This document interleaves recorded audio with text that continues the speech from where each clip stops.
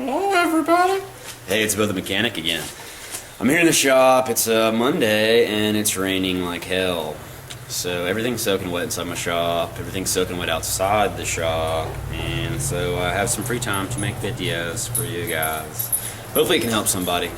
I already made one video on cylinder misfires, and I'm going to make another one. And the reason I'm going to make another one is because so often that's the problem. You've got a cylinder that's missing, you got a dead spark plug or a dead coil, okay, or maybe a dead spark plug wire, alright?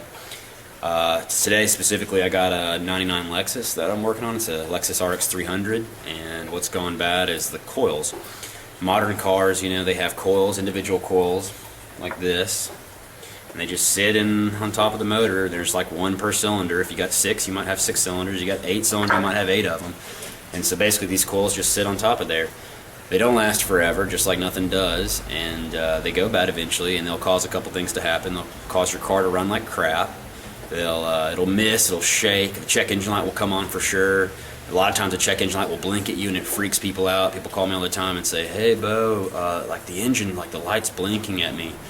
You know, it's not an emergency like the car's not going to explode. It doesn't mean that it's a time bomb, but it just means that something's pretty big's going on. You're getting almost always it's a cylinder miss, and you're running on 5 cylinders or 7 cylinders or whatever it might be. So I'm going to talk to you guys a little bit about that. I'm going to show you how to diagnose without even using a scanner if you've got a Lexus, because that's what I've got here. I'll show you how to just kind of unplug a coil and move it to the other side and see if the problem jumps over to that side or not. And I'm going to show you guys how to do that. It's really simple. I want to talk to you guys too just for a second about changing your spark plugs. You know, obviously you should always change your spark plugs, you know, at least every 30,000 miles, every 45,000 miles. I don't care if your car says that they can go 120. That's just kind of insane. I don't know what crazy person in a laboratory, engineer, mechanical engineer, whoever thought that was a wicked idea. We're just going to push the service limits to 120 grand. Dude, I've done this for a long time, and I do not think that's a very good way to go. I mean, it causes a lot of problems, and I saw somebody that they commented on one of the pages, I think on like one of my Nissan spark plug coil videos that I made, and he said, you know, use anti-seize, blah blah blah, it'll keep that from happening. And you know, that's one of the reasons I haven't told you guys to use anti-seize. Anti-seize is it's a great tool if you know how to use it, but it can be really dangerous at the same time. When you put anti-seize on a spark plug, here's a spark plug, okay?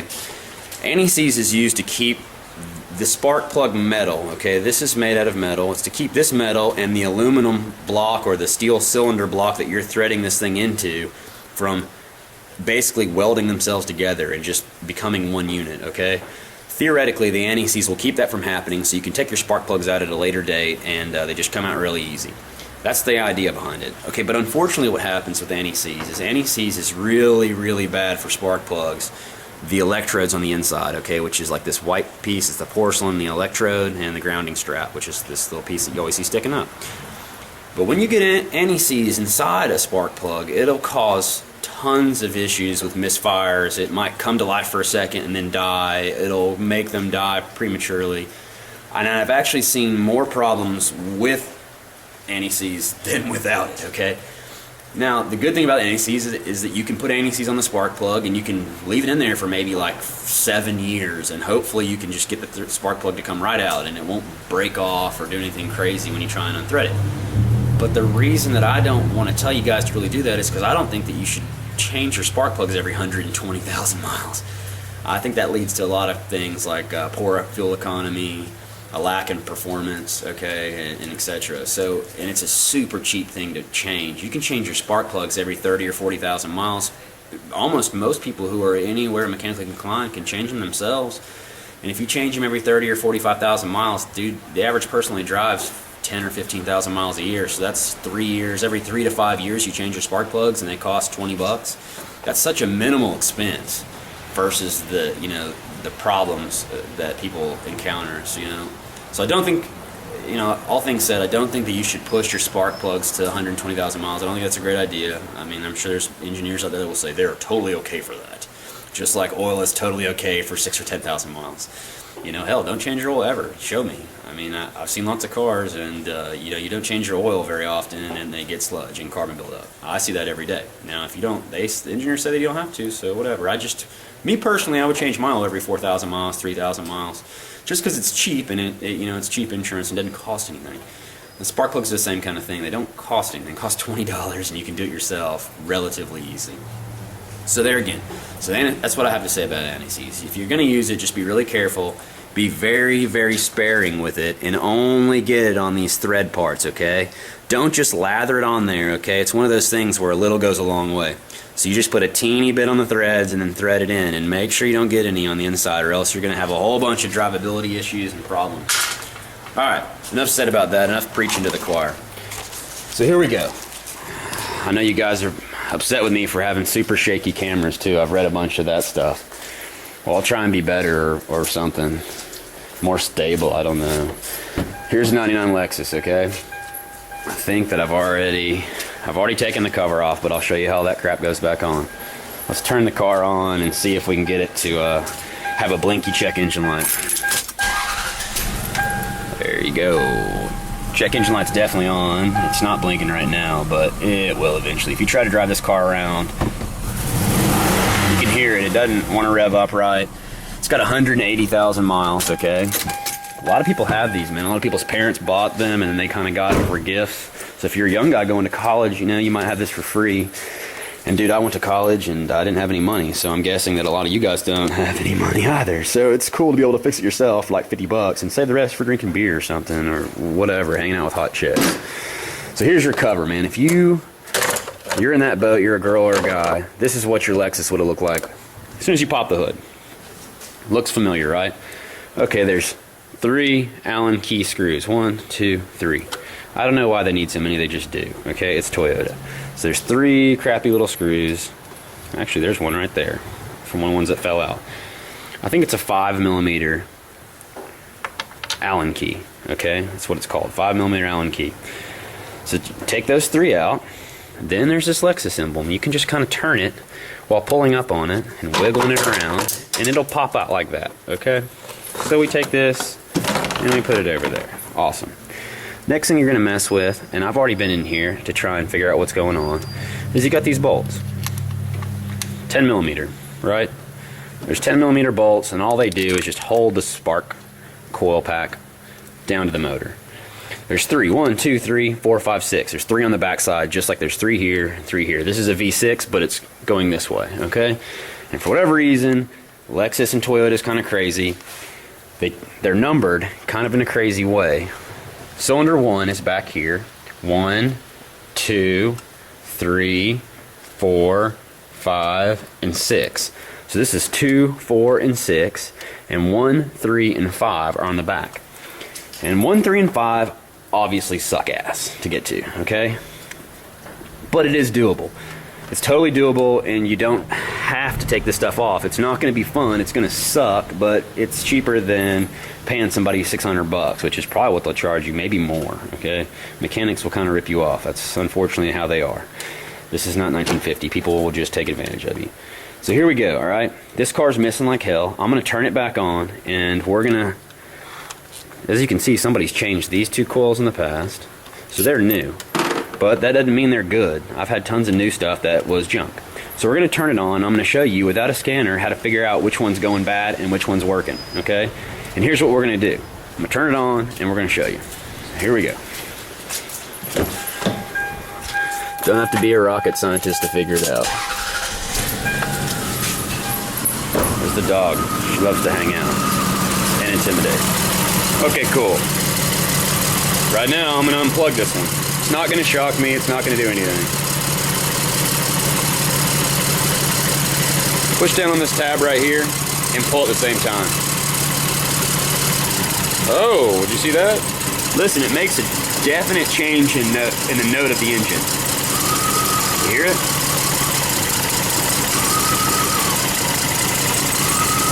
So this cylinder is working for sure. How about this next one?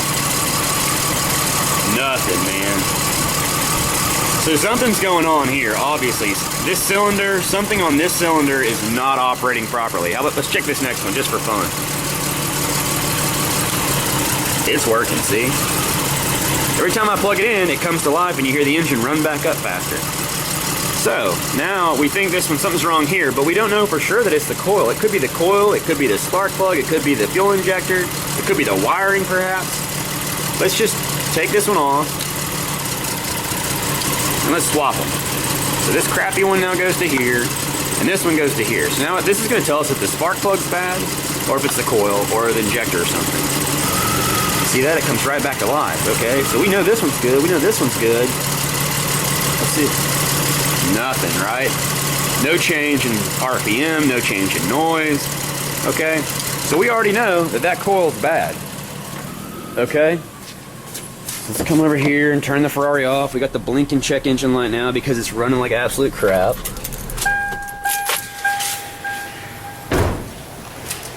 Alrighty.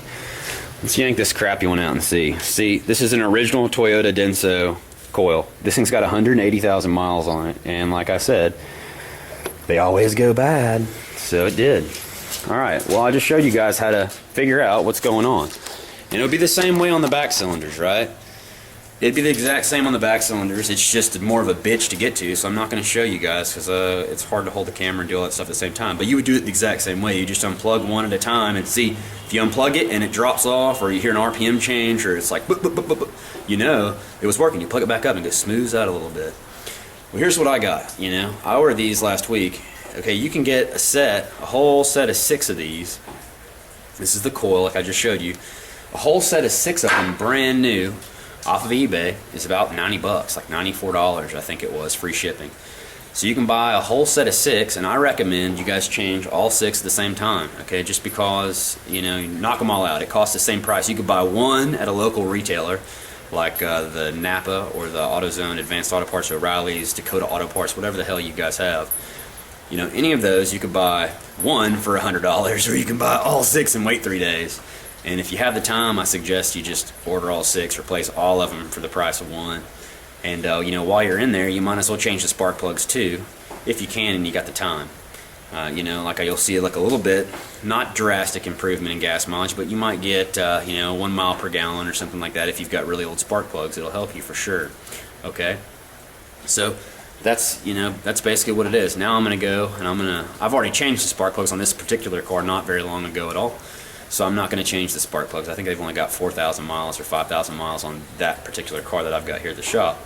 But I'm going to change all the coils just to do it, and you know, and then I'm going to go on to whatever the next thing is that I got to do. And I think specifically on this car, stay tuned. I'm going to make a video on struts, how to do front struts and rear struts, which is a fun video if you guys have ever done struts. But anyway, once again, this is Beauthemechanic, and happy hunting. Hey, last little video I want to show you guys before I let you go. Here we are. I'm changing this back coils just so you guys know. I mean, I thought about it for a minute and I thought, man, you guys might not have even seen the back coils before. Right there.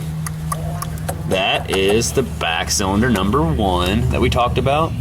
And you can see you can just easily get to that one. It's not super easy, but it's not definitely not that hard. And right there is number, what is it, 5? That'd be number 5. And you can kind of maybe see, it's kind of hard, but right there's the bolt. You can see the bolt head to cylinder 3.